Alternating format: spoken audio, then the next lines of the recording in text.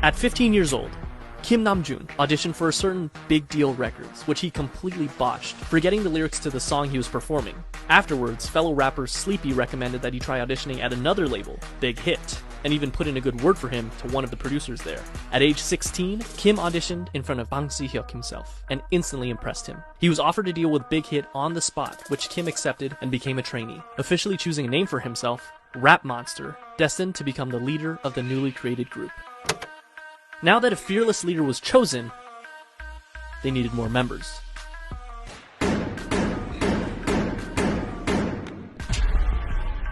Min Young-gi was a 17-year-old living in Daegu, an avid basketball player and rapper. He had been interested in music, especially rap, from a very early age, and despite his parents' disapproval, started performing as a rapper while still in high school. He quickly gained attention as a rapper and producer in the underground hip-hop scene. One day he saw a flyer for a rap competition called Hit It and decided to participate. And although he only placed second, the company hosting the competition, you guessed it, Big Hit, decided to sign him on as a producer. Hitman Bang spoke with him afterwards, convincing him to join a newly created hip-hop group. He told him to just focus on rapping and assured him that he wouldn't need to dance. He was lying. And just like that, the new group had a second member, known as Suga, a combination of the first two syllables of shooting guard, his favorite position in basketball. But they wouldn't stop there. Rappers were nice, but Big Hit actually needed a dancer. Jung Ho-seok always loved dancing.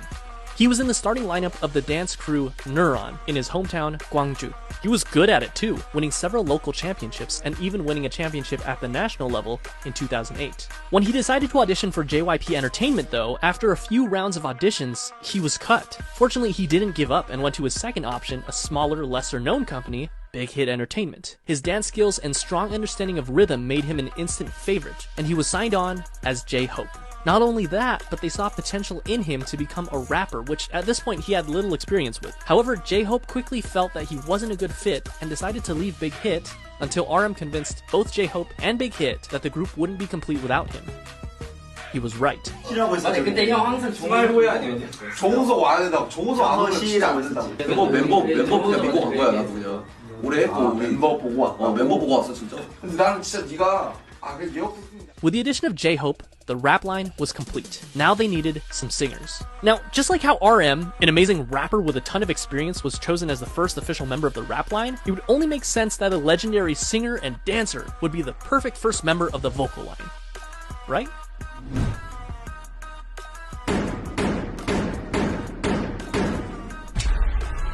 But Kim Seok-jin didn't have any sort of experience like that.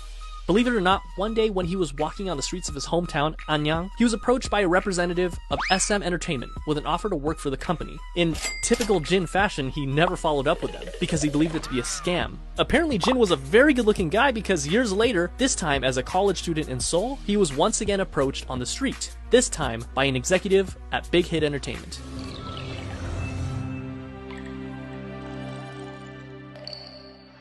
He didn't sing, he didn't dance. He was at school to become an actor, and he decided to audition to become an actor. Big Hit, however, had different plans for him, and convinced him to become a vocalist for their new group.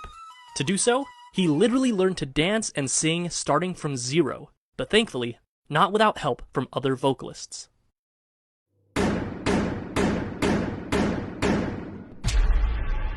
Jung Jung-kook initially had dreams of becoming a badminton player when he was young, but after seeing G-Dragon perform Heartbreaker on television, it influenced him to want to become a singer instead. Because of this, at only age 14, he decided to audition for the South Korean talent show, Superstar K.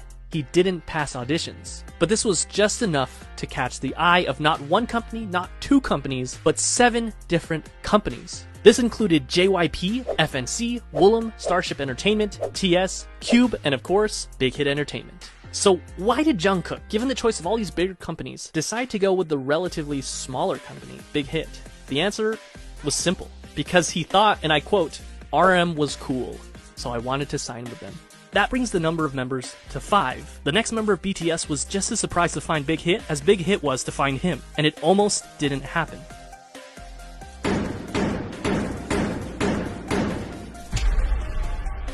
Kim Tae-young was always passionate about music, and it was always his dream to pursue it as a career. However, it was hard, as his family was poor, his parents being humble farmers. His father told him that if he was passionate about music, he should learn an instrument, and he did, spending 3 years practicing with the saxophone. One day, one of his friends decided to audition for Big Hit Entertainment when they were holding auditions in his hometown of Daegu. Tae-young, being a good friend, came with him to keep him company. But when one of the team members in charge of the audition saw Tae-young, he encouraged him to audition as well. With nothing to lose, he did. That day, he was the only one in Daegu to move on to the next round of auditions, and eventually became a trainee for Big Hit Entertainment. They decided to keep him as a surprise member, and didn't want to reveal him as one of the members until his debut. In the same vein, Big Hit had him choose something mysterious for his stage name. He decided to go with V for victory. Here seems like a nice round number to stop, right?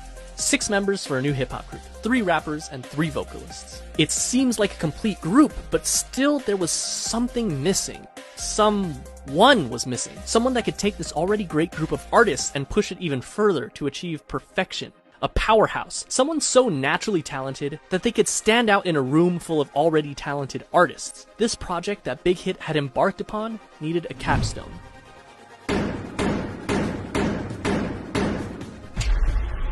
Park Jimin was a naturally talented dancer. When he was in middle school, he attended a dance academy and continued to pursue dance at Busan High School of Arts, where he studied contemporary dance and was the top student in the whole modern dance department. Impressed by his raw talent, a teacher encouraged him to audition for Big Hit Entertainment, who were holding auditions in Busan. He was only 16 when he passed the audition and moved to Seoul to become a trainee. He was the final member of the group, and he also had the shortest training period. What's interesting to note is that the group feels very much ragtag because in a sense, with the exception of Jimin, it was. RM and J-Hope only auditioned for Big Hit because they didn't pass their auditions with the first company they chose. And despite their amazing talent, Suga and Jungkook didn't win the competitions they were in, but they signed on to Big Hit after the fact because of their high quality performances. V never even planned on auditioning and just decided to do it on a whim. And they literally just found Jin on the streets, but perhaps it was fate. Because this was the group that they chose. And just like that, in 2012, the newly created 방탄소년단, the Bulletproof Boy Scouts, or simply BTS, was 7. 저도 아침에 리허설 때 이거 보고 많이 웃었습니다. They had the group, but they still needed the music. In early 2013, they set out to create some social media presence for themselves before officially debuting, posting song covers on both SoundCloud and YouTube, which you can still go watch today. In May, Big Hit launched a countdown clock on their website in preparation for BTS's debut album, complete with a trailer and a ton of promotional material, including photos for the first time of all the members in the official lineup. Finally, the big day came. June 12, 2013, BTS held a press conference and a debut showcase where they performed their 2 singles, No More Dream and We Are Bulletproof Part 2.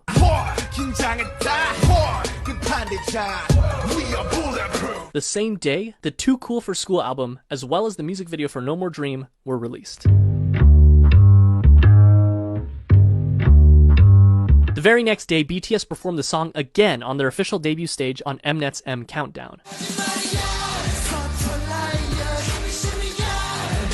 This was the world's first taste of BTS. Commercially, the album didn't do extraordinarily well. The lead single, No More Dream, peaked at 124 in Korea, and the album sold only 24,000 copies during its first year. Bulletproof Part 2 didn't even chart. The first year wasn't all that great for BTS, but despite everything, people saw them. People saw the sparkle in their eyes and their limitless potential. And they were hot, of course. On July 9th, ARMY was established as BTS's official fandom. They made their comeback only 2 months later in September when they released their single, No, along with their EP, part 2 of what would be their school trilogy, Oh, Are You Late 2. In the music video for the single, they made a commentary on the harsh Korean education system, along with their previous themes of hopes and dreams. No peaked at 92 in Korea, but also quickly fell off the charts. The album debuted at number 4 on the Gaon Weekly chart and was the 55th best-selling album in South Korea that year. This was enough to secure them the coveted New Artist of the Year award at the Melon Music Awards, the Golden Disc Awards, and the Seoul Music Awards. Part 3 of the School Trilogy was released in February of 2014, the EP School Love Affair. This time, the lead single was Boy in Love, and the other single being Just One Day. The album, as well as both singles, enjoyed moderate success, with the album topping the Gaon album chart as well as making its first international appearance at number 3 on the Billboard World Albums chart. The album also marked their first distinctive change in theme, focusing more on school life and young love, as evidenced by their Boy in Love music video. They also held their first fan meetings with a crowd of 3,000 in Seoul. BTS was doing well. That is, until July. This is, unfortunately, a dark chapter in the lives of BTS and ARMY. That's right, American Hustle Life. I'm joking, of course, but American Hustle Life was a reality show put together by Mnet that brought BTS to Los Angeles, where they had the unique opportunity to learn the true ways of hip-hop from the masters. And it was a pretty darn cringy opportunity, but an opportunity nonetheless. Whatever you do, just don't watch the Warren G version of Boy in Love. You've been warned. However, cringe and all, the trip proved fruitful for BTS, making connections, performing their first US concert for free in front of 200 fans, as well as their first appearance at KCON. The next month, in August, BTS released their first full-length studio album, Dark and Wild. The album featured 2 singles, Danger and War of Hormones. The album featured a marked shift in sound with a touch of R&B and electronica. It was met with moderate success. It peaked at number 2 in Korea, selling over 200,000 albums. In October, and again in May of the following year, BTS went on their first and second concert tours, known as the Red Bullet Tour, where they visited 13 different countries, including Japan, the Philippines, Australia, the US, Mexico, and many others. They also came out with their first Japanese album in December, Wake Up, featuring many Japanese versions of their songs, as well as original tracks Wake Up and The Stars, followed by a Japan tour and a solo concert in Korea.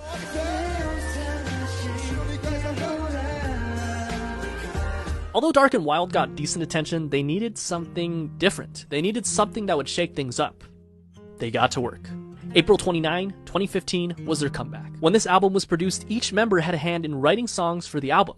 They again changed their sound, from aggressive hip-hop to youthful, colorful styles. And not only their sound, but their image as well. This can be evidenced by their newest EP, The Most Beautiful Moment in Life. And just by looking at the album cover, they ditched the dark colors and the bulletproof vest symbol that had become so synonymous with BTS, and replaced it with a simple white and pink background overlaid with the title. And then, they dropped the single that would change everything. I Need You. It was sentimental, it was hopeful, it was new. Just by looking at the music video, we can see that BTS has also ditched their punk bad boy image and replaced it with a more real, vulnerable, down-to-earth, and youthful feel. This proved to be the change that BTS needed for mainstream success. Billboard called it one of the greatest K-pop songs of the decade. It charted at number 5 in Korea, and even led them to their first music show win on SBS MTV's The Show.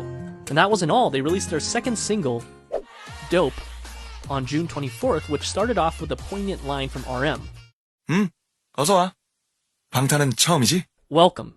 Is this your first time with BTS? And you know what? For a lot of people, it was. In a way, their first studio album and tour can be seen as their stepping stone between old school BTS and new school. In November, they came back with their follow-up EP, The Most Beautiful Moment in Life, Part 2, the second EP in what would be dubbed the Youth Trilogy, which featured the single Run. The album focused even more on the frivolity, friendship, and carefree attitude that comes with enjoying one's youth, but just like in I Need You, contrasted that with suffering, depression, loneliness, society, and the stark and sometimes dark reality of life. Compare this with the far cry of the No More Dreams music video. It felt real. It was darker, grittier, more humble, more meaningful, and most importantly, RM lost his mohawk. Run also connected narratively with their previous single, I Need You, and another video released in September titled On Stage Prologue established what would come to be known as the BTS universe, or the BU, which would eventually combine music videos, short films, books, short stories, webtoons, and even a mobile game to create a cohesive story. And I won't go down this rabbit hole because there is a lot to digest, but it's definitely something to look into if you're a hardcore ARMY. The same month, they kicked off their third tour, The Most Beautiful Moment in Life on-stage tour, where they performed songs from their 2 recent EPs, Part 1 and Part 2. And Part 2 was a hit. their biggest so far. It topped the weekly Gaon album and Billboard World Albums charts, and on Billboard, it stayed there for multiple weeks, the first K-pop act to do so. It also appeared on the Billboard 200 albums chart, not world albums, which is reserved for foreign non-English songs, but simply the top 200 albums, peaking at 171. Which is kind of amazing considering that this was back in 2015. They also received Best World Performer at the 17th Mnet Asian Music Awards. This brings us to part 3 of the Youth Trilogy, The Most Beautiful Moment in Life, Young Forever, released on May 2nd, 2016, which featured probably my favorite BTS album cover. Young Forever was actually a compilation album of parts 1 and 2, so it was mostly the same songs, but it was notable that it had some new singles, Epilogue, Young Forever, Fire, and Save Me. The latter two performed exceptionally well, with both songs topping the Billboard World Digital Songs chart. This was also the second BTS album to chart on the Billboard 200 at 107, and it topped both the Gaon weekly and monthly chart, which earned BTS their first Daesang.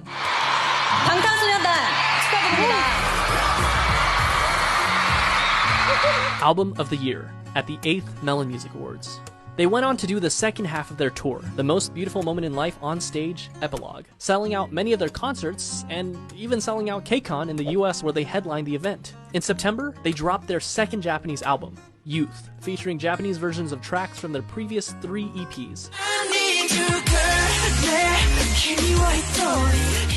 which went gold and peaked at #1 on Japanese charts. And only a month later, in October of 2016, it happened. BTS dropped their second studio album, Wings. It sold over 500,000 copies in its first week. In comparison, The Most Beautiful Moment in Life Part 1, released just the previous year, which topped the Gaon chart, sold about 500,000 in its entire lifetime. Wings was big, but the true showstopper was its lead single, Blood, Sweat, and Tears,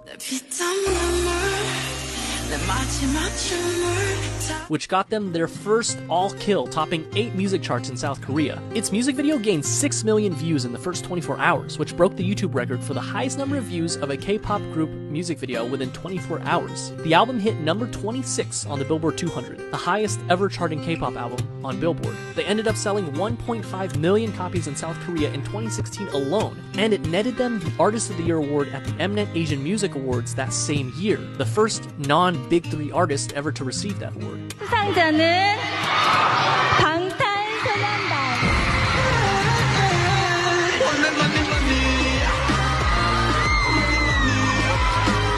After Blood, Sweat, and Tears, they were on a roll. BTS was unstoppable.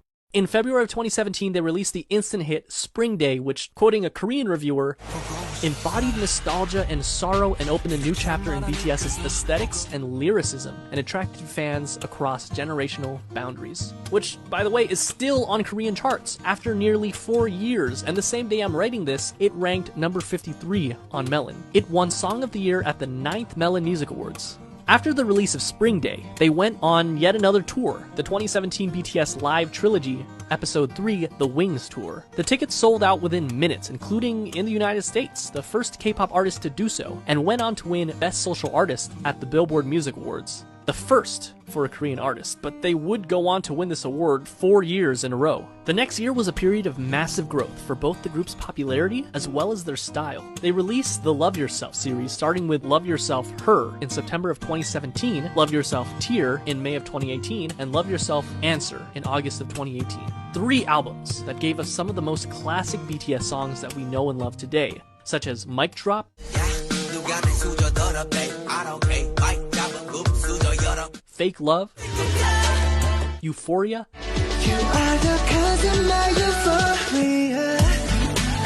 Idol,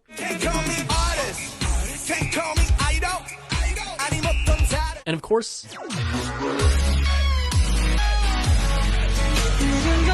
all 3 albums were commercial successes, Her being their first album to top 2 million album sales. But Tear and Answer also did equally well. These 3 albums, as well as their Japanese album, Face Yourself, proved that they weren't done yet, not even close. During this time, they shattered countless records. Their singles went platinum, they topped charts, they won awards, and not only did they break YouTube records, but they broke records that they themselves set again and again and again. This is the period where BTS really started enjoying global recognition, working with huge Western artists such as Nicki Minaj, Designer, and Steve Aoki. It wasn't their first time having international features on their songs, but it was definitely the biggest. And even though they were already, without a doubt, the biggest act to ever come out of South Korea, they had their eyes set even higher. They went on tour once again for the Love Yourself World Tour. During this tour, they collaborated with Steve Aoki to make the song Wasted on Me. Notable for being their first all-English feature, and it also served as a jumping-off point for BTS to gain a following of English speakers. Not that they were Map of the Soul Persona. First things first, you can't mention Map of the Soul Persona without mentioning Boy With Love. It was simple math. What do you get when you cross the singer of one of the best charting songs of all time that went platinum 59 times in 13 different countries with, without a question, the most globally dominant pop group of all time? Well, you get this.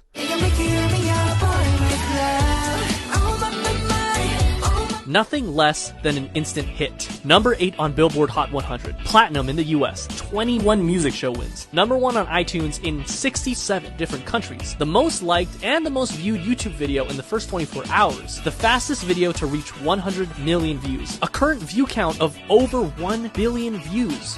7 boys, 1 girl, and 7 different hair colors. They were the talk of the town, invited to talk show after talk show after talk show. The second single on the album was Make It Right. Oh, I can make it right.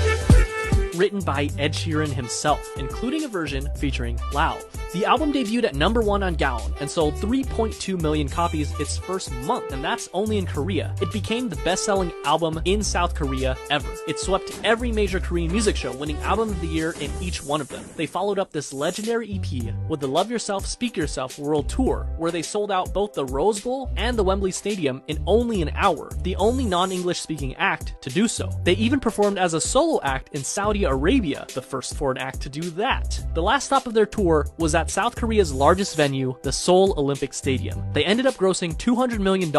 During this time, they also created a visual novel style game for mobile devices called BTS World, where the player can interact with the members. This also came with an original soundtrack with tracks unique to the game featuring Western artists. Zara Larsson, Charlie XCX, and Juice WRLD for the tracks A Brand New Day, Dream Glow, and All Night respectively. In December of 2019, the group swept the grand prizes for both the Melon and Mnet Music Award shows, the first artist to do that. Map of the Soul Persona was legendary, truly a marvel in modern music.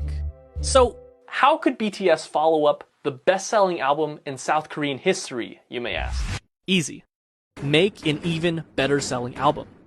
And that's what they did with Map of the Soul 7.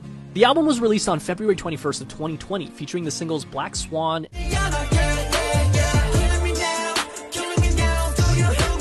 and On.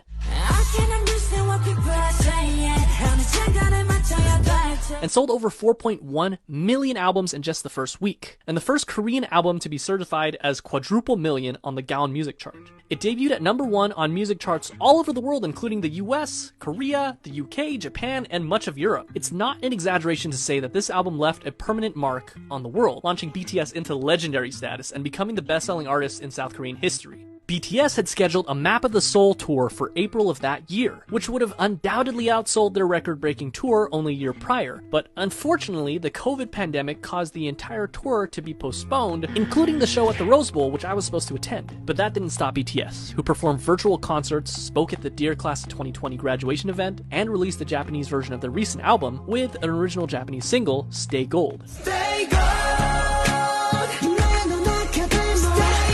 And to top it all off, this was only June. At this point, it was clear that BTS had already dominated their home turf, and they had topped the music charts all over the world. This time, their sight was set for the very top. Remember that scene in The Social Network where Mark and Sean talk about how they don't want $1 million, they want $1 billion? How they're not interested in catching 14 trout, but they'd rather catch an 800-pound marlin? Well, that's what they set their sights on. The marlin, the biggest music industry in the world, the United States. And at the top of that music industry, number 1 on Billboard Hot 100.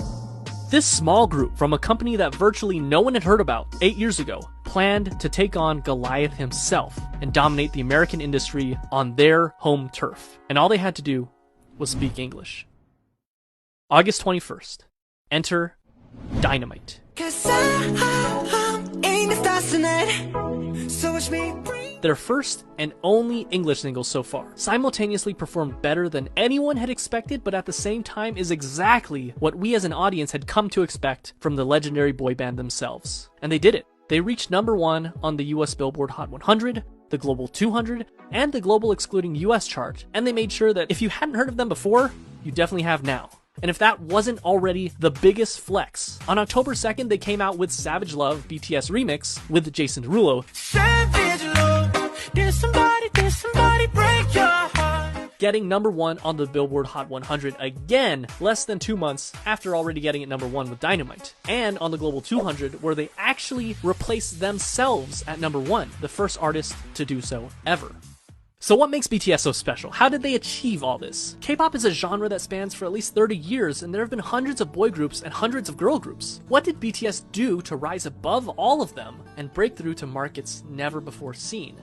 Historically, the boy band industry has been dominated by white English-speaking bands. And the fact that BTS has not only held their own, but blew any sign of competition out of the water on a global scale can be attributed to nothing less than their talent, hard work, and a bit of a 1 in a million miracle. They did it through their own blood, sweat, and tears, so to speak. Around the world, we see that boy bands have pretty much fallen into obscurity, but BTS is thriving. And though I've stated this all before, it's worth saying again, in contrast to other bands who would sing about romantic relationships with girls and what some would call predictable bubblegum pop tunes, BTS is continuously pushing the envelope and changing their styles. According to an article by Vulture.com, they describe this style as much less a successor of the Backstreet Boys and more of the successors of Michael Jackson, whose choreography and charisma were unprecedented. While of course there's a lot of love for the angelic vocals of BTS, rap has also played a very important part in creating their own style. In stark contrast to the typical boy band where every member sings, it's so refreshing when you're in the middle of a song and you hear RM's raw rapping skills, J-Hope's energy, or Suga's soul put into every single line. Interestingly enough, at the first glance it seems that the success of BTS was miraculous, despite not being part of the Big Three, but it can also be argued that their success was because of their separation from the Big Three. Their label, Big Hit Entertainment, whose founder emphasizes artistic freedom more than anything else, allowed them to make their own sound.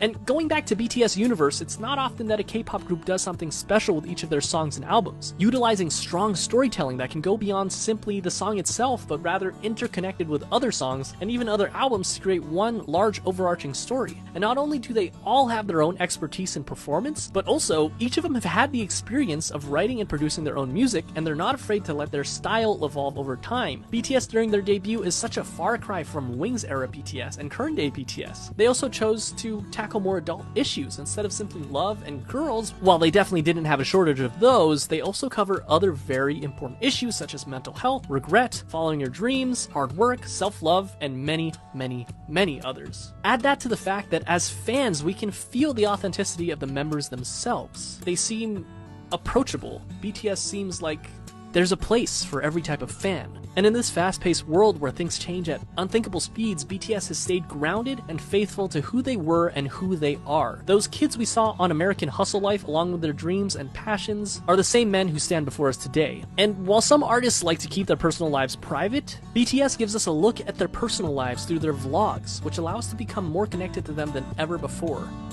What is truly amazing is that, with the exception of just one single, they're doing this all while singing in their native tongue, Korean. Their music holds so much power that it literally breaks through the barriers of language. And no, they're not done yet. Today, November 20th, they're releasing their 5th studio album, B. Their singles on the album, Dynamite and Life Goes On.